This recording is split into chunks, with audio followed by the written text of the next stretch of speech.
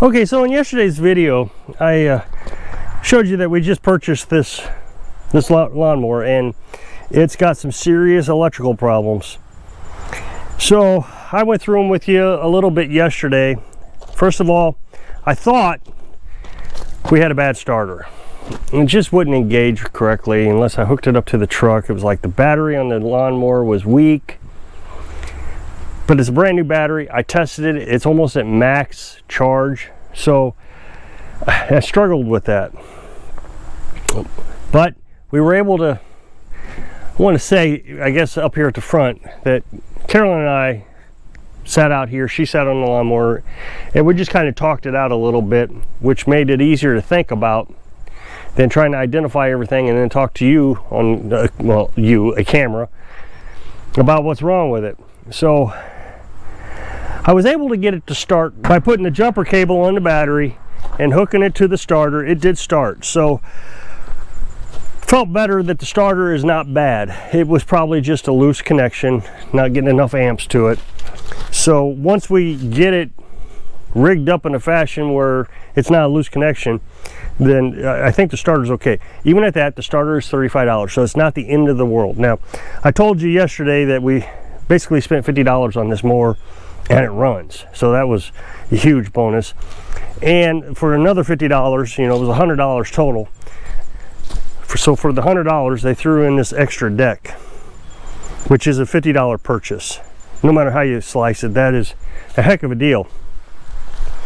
So we sat around, we thought about it. Now, I thought also that the stator, I figured this out after I finished recording the video. The stator was bad. Now, the stator is underneath the flywheel wheel here, and it charges the battery. But once we got off camera and we were able to think about it, Carolyn says, well, what's this gauge? And I said, hey, that's an amp meter. So we started it up, and it is producing amps. So what I would suspect happened is the stator's kind of shutting off because the battery is basically fully charged. So that made me feel better. Once I realized that we don't have a charging issue, I think I can fix everything else. Now, you may remember a while back I completely restored a John Deere STX 38. It's a 1980, late 80s lawnmower. And the key switch was bad. The wiring had all been cut off. Every piece of it had been cut off. I had to basically start from scratch. So we put a push button switch on that. Well, that's what I'm going to do with this one.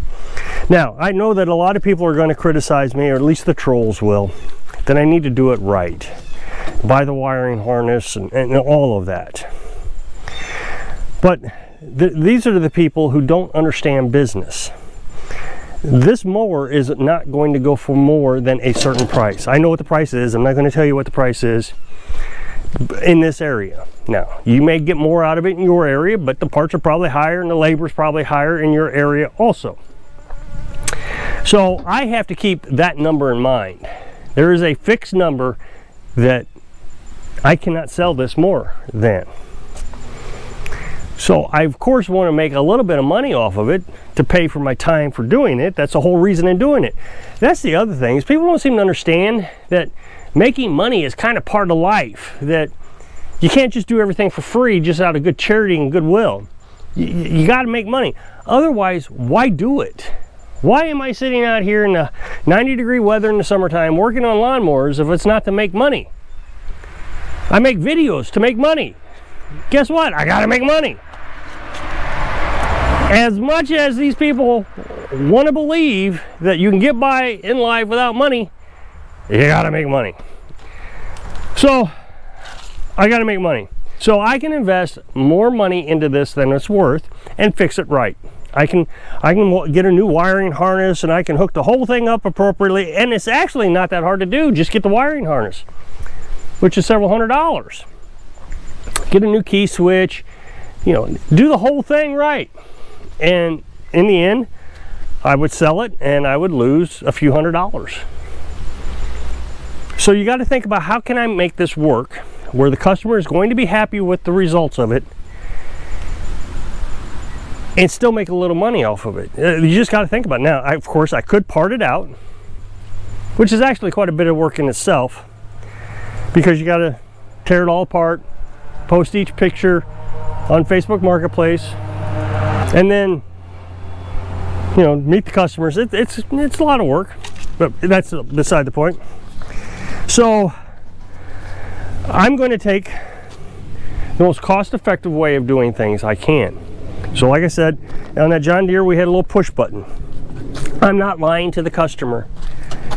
You know, when I say it, I advertise it as a good thing, but it's not lying. Push button start. You know, that's what I said with the John Deere. Vintage John Deere STX 38 with push button start. New, and then I listed off the new items on it. In order to meet what is called implied warranty, you have to have it in a functional state that it's going to be used as it's intended to be used. So if I'm sued for whatever reason, you got to meet that implied warranty. Well, of course, you can bypass the implied warranty by simply stating as is. But I also have a reputation I want to keep. I want to keep a reputation where people will think he will try to work with you the best he can. But on the other hand, eventually people are going to take advantage of you. I recently sold a mower, and immediately within 15 minutes he called me back and said there's some problem with it. Well, the problem was it was being used like a brush hog, and it broke. So out of goodwill, just for the community, because I want to keep a good reputation, I went ahead and went out the cost of that $10 part and put on a new part for him. But now I've dipped into the profitability of that mower, which wasn't much in the first place. It was actually pretty low. I asked for one price, he offered another price, I accepted, and then he wanted this brush hog warranty. Well, he has called back. Now he wants me to level the deck better. Now, I suppose I could have done that, but I mowed the grass over here, and the deck was fine. I didn't see a problem with it. But he wants it leveled, so now I'm thinking, okay, this is just becoming, I'm his personal mechanic, because he thinks he's got a lifetime guarantee with this mower. So I've offered him his money back, is what I've done. So tomorrow we'll discuss it. I'll just give him a full refund for the mower, and I'll sell it for the price I would like to get out of it anyways. I doubt if it's damaged. I mean, he's only ran it for no more than an hour.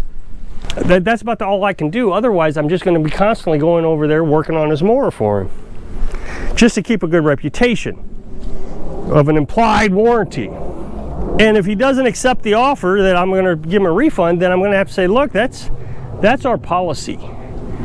Is, you know, I purchase a mower, I flip it, I put money into it to get it running to a functional state, and then you buy it, it's in a functional state, and then it, you know, should run.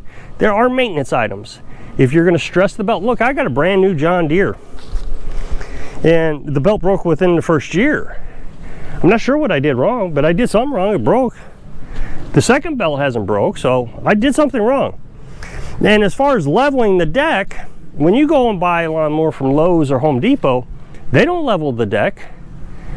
So I don't even think that you can ask them to. I don't think you can say, okay, here's some money, level my deck. I don't think they can do that. So I'm being expected to do more on a used lawnmower than what Lowe's is expected to do on a brand new lawnmower. There's just some things you have to know how to do on your own. And the thing is it's not hard to level a deck. I mean, you can do it.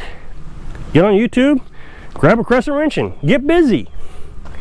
I know somebody's gonna say, well, you should have done it in the first place. Like I said, I mowed over here. I thought it was fine.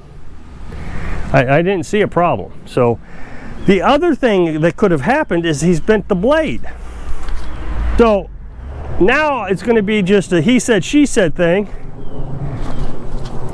I'm going to say, well, I sharpened the blade, I took the blades off, I replaced the spindle, I balanced the blades, and all of them were straight when you received it.